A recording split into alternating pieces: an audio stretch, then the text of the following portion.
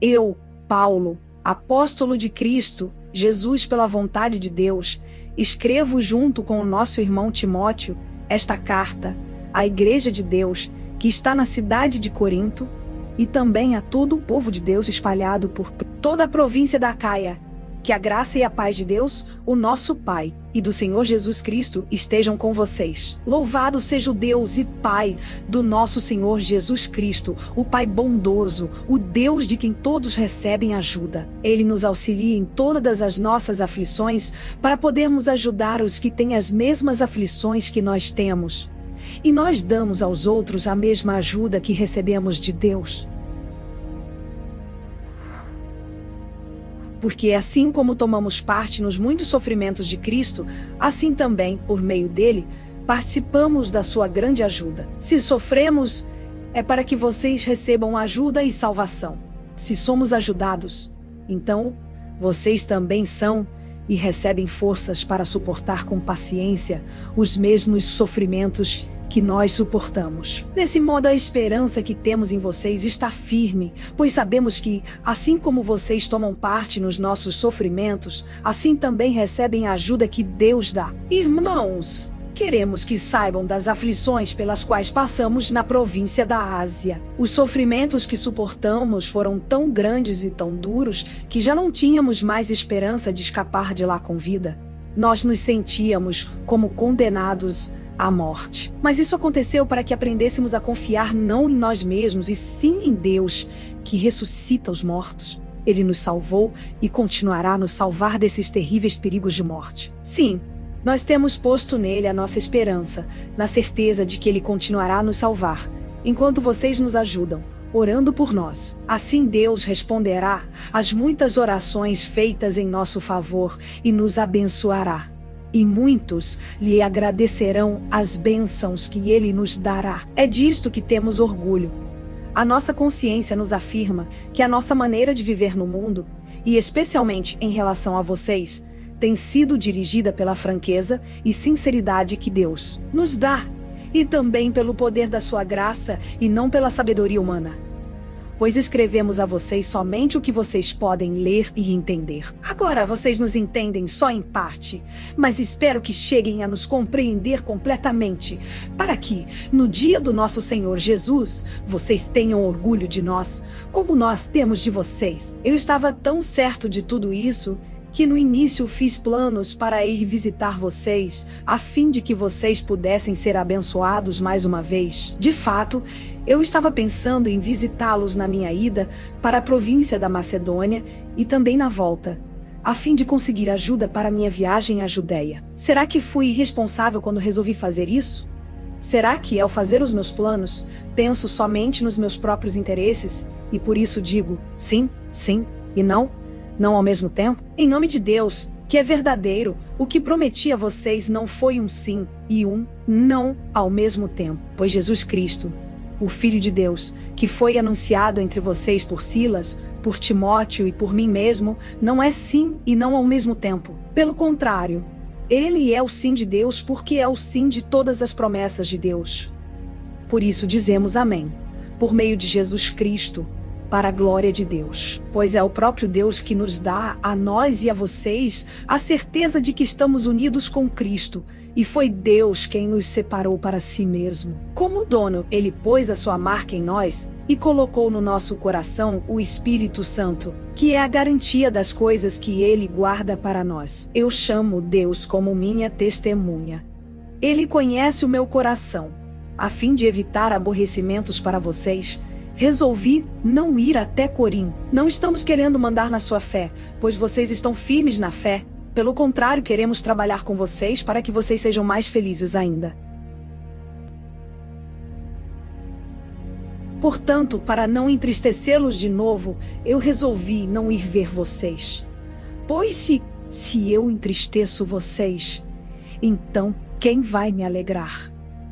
Somente vocês, a quem tem entristecido. Foi por isso que escrevi aquela carta. O motivo foi que eu não queria ir e ser entristecido pelas próprias pessoas que deveriam me alegrar, pois eu tenho a certeza de que, quando estou feliz, vocês todos também estão. Eu escrevi aquela carta muito preocupado e triste, e derramando muitas lágrimas. Porém, não escrevi para fazer com que vocês ficassem tristes, mas para que soubessem do grande amor que tenho por todos vocês. Mas se alguém fez com que alguma pessoa ficasse triste, não fez isso a mim, mas sim a vocês, ou pelo menos a alguns de vocês. Escrevo assim para não ser muito duro com esse homem. Basta o castigo que a maioria já deu a ele. Agora vocês devem perdoá-lo e animá-lo para que ele não fique tão triste que acabe caindo no desespero. Por isso peço que façam com que ele tenha certeza de que vocês o amam. E foi por isso também que escrevi aquela carta. Eu queria pôr vocês à prova e saber se estão sempre prontos a obedecer aos meus ensinos. Quando vocês perdoam alguém, eu também perdoo, porque quando eu perdoo, se é que de fato tenho alguma coisa a perdoar, faço isso por causa de vocês, na presença de Cristo, a fim de que Satanás não se aproveite de nós, pois conhecemos bem os planos dele. Quando cheguei à cidade de Troade para anunciar o Evangelho de Cristo, vi que o Senhor me havia aberto o caminho para o trabalho.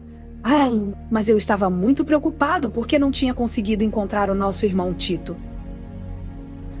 Por isso, me despedi dos irmãos dali e fui para a província da Macedônia. Mas dou graças a Deus porque, unidos com Cristo, somos sempre conduzidos por Deus como prisioneiros no desfile de vitória de Cristo. Como um perfume que se espalha por todos os lugares, somos usados por Deus para que Cristo seja conhecido por todas as pessoas. Porque somos como o cheiro suave do sacrifício que Cristo oferece a Deus.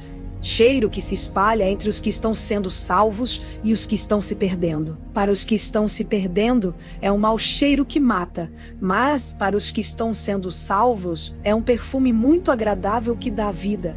Então, quem é capaz de realizar um trabalho como esse? Nós não somos como muitas pessoas que entregam a mensagem de Deus como se estivessem fazendo um negócio qualquer. Pelo contrário, foi Deus quem nos enviou.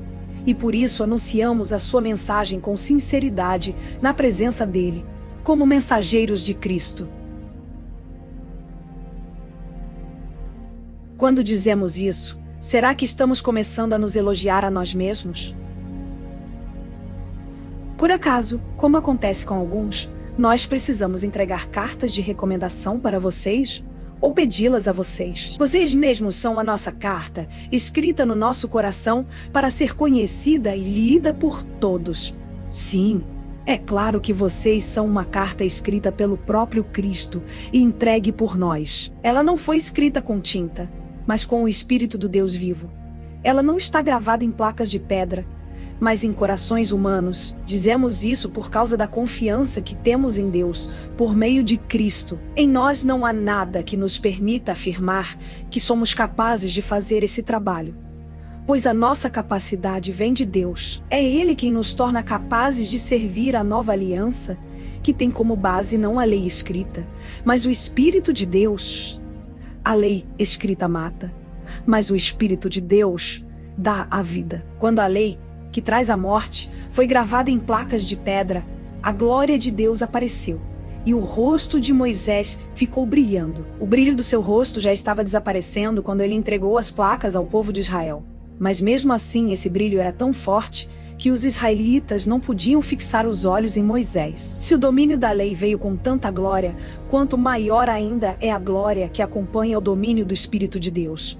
A lei que condena as pessoas teve glória, porém muito mais glória tem o Espírito, que traz a salvação, pois a glória que antes era tão grande não é mais nada por causa da glória de agora, que é muito maior. De modo que, se houve glória naquilo que durou somente um pouco de tempo, muito mais glória tem aquilo que dura para sempre. E, porque temos essa esperança, agimos com toda a confiança. Nós não fazemos como Moisés, que cobria o rosto com um véu, para que os israelitas não pudessem ver que o seu brilho estava desaparecendo. Mas eles não queriam compreender e até hoje, quando eles leem os livros da Antiga Aliança, a mente deles está coberta com o mesmo véu. E esse véu só é tirado quando a pessoa se une com Cristo.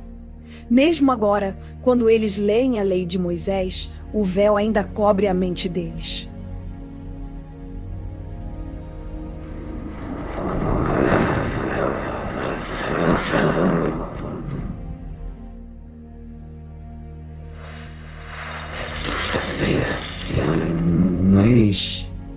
Mas o véu pode ser tirado, como dizem as Escrituras Sagradas. O véu de Moisés foi tirado quando ele se voltou para o Senhor. Aqui a palavra Senhor quer dizer o Espírito. E onde o Espírito do Senhor está presente, aí existe liberdade. Portanto, todos nós, com o rosto descoberto, refletimos a glória que vem do Senhor. Essa glória vai ficando cada vez mais brilhante e vai nos tornando cada vez mais parecidos com o Senhor, que é o Espírito. Deus, na sua misericórdia, nos deu essa tarefa, e é por isso que nunca ficamos desanimados. Nós rejeitamos tudo que é feito escondido e tudo que é vergonhoso. Não agimos de má fé, nem falsificamos a mensagem de Deus. Pelo contrário, agimos sempre abertamente, de acordo com a verdade. E assim, as pessoas têm uma boa impressão de nós, que vivemos na presença de Deus. Porque, se o evangelho que anunciamos está escondido somente para os que estão se perdendo. Eles não podem crer, pois o Deus deste mundo conservou a mente deles na escuridão. Ele não os deixa ver a luz que brilha sobre eles, a luz que vem da boa notícia a respeito da glória de Cristo, o qual nos mostra como Deus realmente é. Pois nós não anunciamos a nós mesmos.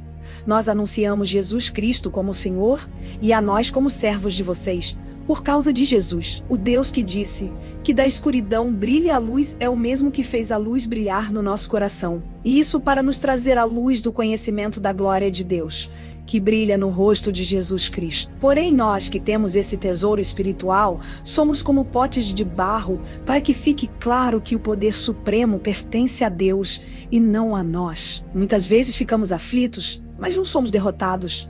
Algumas vezes ficamos em dúvida, mas nunca ficamos desesperados.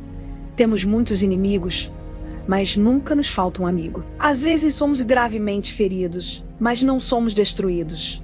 Levamos sempre no nosso corpo mortal a morte de Jesus, para que também a vida dele seja vista no nosso corpo. Durante a vida inteira, estamos sempre em perigo de morte por causa de Jesus, para que a vida dele seja vista neste nosso corpo mortal. De modo que a morte está agindo em nós, e a vida está agindo em vocês. As Escrituras Sagradas dizem: eu criei e por isso falei. Pois assim nós, que temos a mesma fé em Deus, também falamos porque cremos. Pois sabemos que Deus, que ressuscitou o Senhor Jesus, também nos ressuscitará com ele e nos levará, junto com vocês, até a presença dele. Tudo isso aconteceu para o bem de vocês, a fim de que a graça de Deus alcance um número cada vez maior de pessoas. E estas façam mais orações de agradecimento, para a glória de Deus. Por isso nunca ficamos desanimados. Mesmo que o nosso corpo vá se gastando, o nosso espírito vai se renovando dia a dia. E essa pequena e passageira aflição que sofremos vai nos trazer uma glória enorme e eterna, muito maior do que o sofrimento. Porque nós não prestamos atenção nas coisas que se veem, mas nas que não se veem. Pois o que pode ser visto dura apenas um pouco, mas o que não pode ser visto dura para sempre.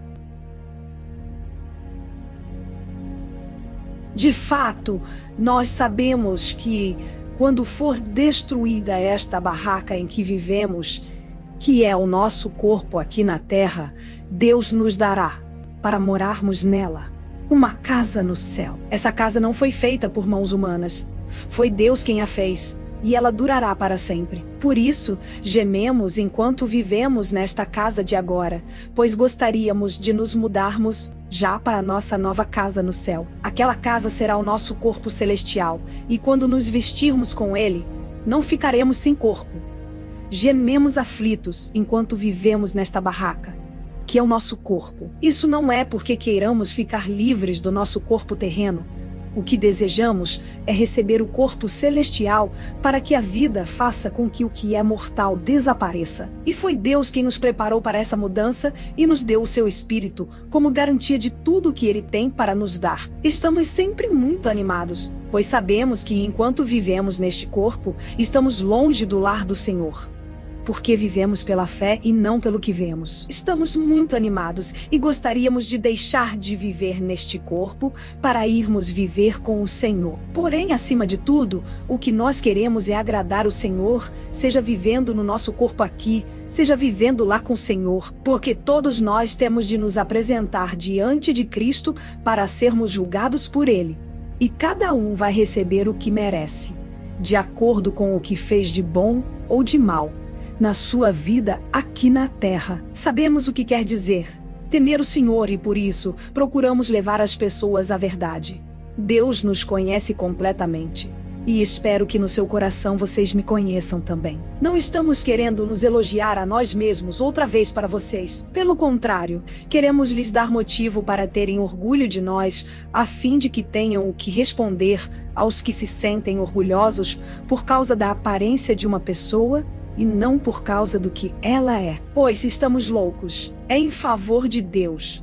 E se temos juízo, é em favor de vocês, porque somos dominados pelo amor que Cristo tem por nós, pois reconhecemos que um homem, Jesus Cristo, morreu por todos. O que quer dizer que todos tomam parte na sua morte. Ele morreu por todos para que os que vivem não vivam mais para si mesmos, mas vivam para aquele que morreu e foi ressuscitado para a salvação deles. Por isso, daqui em diante, não vamos mais usar regras humanas quando julgarmos alguém, e se antes de nos termos tornado cristãos, julgamos Cristo de acordo com regras humanas, agora não fazemos mais isso. Quem está unido com Cristo é uma nova pessoa. Acabou-se o que era velho e já chegou o que é novo. Tudo isso é feito por Deus, o qual, por meio de Cristo, nos transforma de inimigos em amigos dele. E Deus nos deu a tarefa de fazer com que os outros também sejam amigos dele. A nossa mensagem é esta: Deus não leva em conta os pecados dos seres humanos e por meio de Cristo, Ele está fazendo com que eles sejam seus amigos. E Deus nos mandou entregar a mensagem que fala da maneira como Ele faz com que eles se tornem seus amigos. Portanto, estamos aqui falando em nome de Cristo, como se o próprio Deus estivesse pedindo por meio de nós. Em nome de Cristo, nós pedimos a vocês que deixem que Deus os transforme de inimigos em amigos dele. Em Cristo não havia pecado, mas Deus colocou sobre Cristo a culpa dos nossos pecados para que nós, em união com Ele, vivamos de acordo com a vontade de Deus. Portanto, nós, como companheiros de trabalho no serviço de Deus, pedimos o seguinte: não deixem que fique sem proveito a graça de Deus, a qual vocês receberam. Escutem o que Deus diz: quando chegou o tempo de mostrar a minha bondade, eu atendi o seu pedido e o socorri. Quando chegou o dia da salvação, escutem. Este é o tempo em que Deus mostra a sua bondade. Hoje é o dia de ser salvo. Não queremos que alguém ache defeito no nosso trabalho, e por isso fazemos o possível para não atrapalhar ninguém. Pelo contrário, em tudo mostramos que somos servos de Deus, suportando com muita paciência as aflições, os sofrimentos e as dificuldades. Temos sido chicoteados, presos e agredidos nas agitações populares. Temos trabalhado demais, temos ficado sem dormir e sem comer. Por meio da nossa pureza, conhecimento, paciência e delicadeza, mostramos que somos servos de Deus. Por meio do Espírito Santo, temos mostrado isso pelo nosso amor verdadeiro, pela mensagem da verdade e pelo poder de Deus. Por vivermos em obediência à vontade de Deus, temos as armas que usamos tanto para atacar como para nos defender. Somos elogiados e caluniados. Alguns nos insultam, outros falam bem de nós. Somos tratados como mentirosos, mas falamos a verdade. Somos tratados como desconhecidos, embora sejamos bem conhecidos de todos. Somos tratados como se estivéssemos mortos. Mas, como vocês estão vendo, continuamos vivos. Temos sido castigados, mas não fomos mortos. Às vezes ficamos tristes, outras vezes ficamos alegres. Parecemos pobres, mas enriquecemos muitas pessoas. Parece que não temos nada, mas na verdade possuímos tudo. Queridos amigos de Corinto, temos falado francamente e temos aberto completamente o nosso coração para vocês. Não temos fechado o nosso coração. Vocês é que têm fechado o coração de vocês para nós. Eu falo com vocês como se vocês fossem meus filhos. Tenham por nós os mesmos sentimentos que temos para com vocês e abram completamente o coração de vocês para nós. Não se juntem com descrentes para trabalhar com eles. Pois como é que o certo pode ter alguma coisa a ver com o errado? Como é que a luz e a escuridão podem viver juntas? Como podem Cristo e o diabo estar de acordo? O que é que um cristão e um descrente têm em comum? Que relação pode haver entre o templo de Deus e os ídolos? Pois nós somos o templo do Deus vivo, como o próprio Deus já disse. Eu vou morar e viver com eles. Serei o Deus deles, e eles serão o meu povo. E o Senhor Todo-Poderoso diz: saiam do meio dos pagãos e separem-se deles. Não toquem nada que seja impuro, e então eu aceitarei vocês. Eu serei o pai de vocês, e vocês serão meus filhos e minhas filhas. Meus queridos amigos, todas essas promessas são para nós. Por isso, purifiquemos a nós mesmos de tudo que torna impuro o nosso corpo e a nossa alma. E, temendo a Deus, vivamos uma vida completamente dedicada a Ele. Deem um lugar para nós no coração de vocês. Nós não prejudicamos ninguém, não causamos a desgraça de ninguém e não procuramos tirar vantagem de ninguém. Não digo isso para condenar vocês, pois, como eu disse antes, vocês são tão amados por nós que estamos sempre juntos, tanto para morrer como para viver. Tenho muita confiança em vocês e me orgulho de vocês. No meio de todas as nossas aflições, eu continuo muito animado e cheio de alegria. Mesmo depois de termos chegado à província da Macedônia, não descansamos nada. Em todos os lugares houve problemas, lutas com os de fora e medo no nosso coração. Porém, Deus, que anima os desanimados, nos animou com a chegada de Tito. E não foi somente a chegada dele que nos animou, mas também a informação dada por ele de que vocês o animaram. Ele contou que vocês estão com saudade de mim e disse que estão muito tristes e estão prontos para me defender. Por isso agora estou mais feliz ainda. Não me arrependo de ter escrito aquela carta, embora vocês tenham ficado tristes por causa dela. Quando soube que a carta os deixou tristes por algum tempo, eu poderia ter ficado arrependido, mas agora estou alegre, não porque vocês ficaram tristes, mas porque aquela tristeza fez com que vocês se arrependessem. Aquela tristeza foi usada por Deus, e assim nós não causamos nenhum mal a vocês, pois a tristeza que é usada por Deus produz o arrependimento que leva à salvação. E nisso, não há motivo para alguém ficar triste. Mas as tristezas deste mundo produzem a morte. Vocês suportaram a tristeza da maneira que agrada a Deus? E vejam agora os resultados. Isso fez com que vocês levassem a sério o assunto e resolvessem se defender. Fez também com que vocês ficassem zangados e com medo. Depois, ficaram com vontade de me ver e resolveram castigar o culpado. Em tudo isso, vocês mostraram que não tiveram nenhuma culpa naquele caso. Portanto, embora tivesse escrito aquela carta, eu não a escrevi por causa de quem ofendeu, nem por causa da pessoa que foi ofendida. Pelo contrário, escrevi a carta para tornar claro a vocês que Deus sabe do grande cuidado que vocês têm por nós. Foi por isso que ficamos animados. Além do ânimo que recebemos, ficamos mais contentes ainda vendo a alegria de Tito, pois todos vocês o têm ajudado a sentir-se bem. Eu havia falado muito bem de vocês a ele, e vocês não me desapontaram. Temos sempre dito a verdade a vocês.